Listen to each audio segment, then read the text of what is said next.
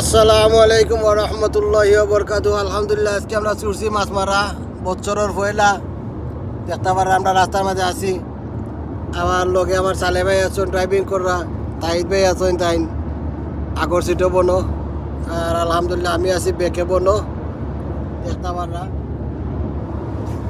আমরা যাবতীয় বড়ি উড়ি দেখিলেও কা তো সকল তার রেডি আছে। আস্তা বুট মোড়া একবারে বালতি টালতি মাছ মাইডি আজকে হুতাইবা লাগতাম বুঝছনি, দেখান তোরে জানো যায়।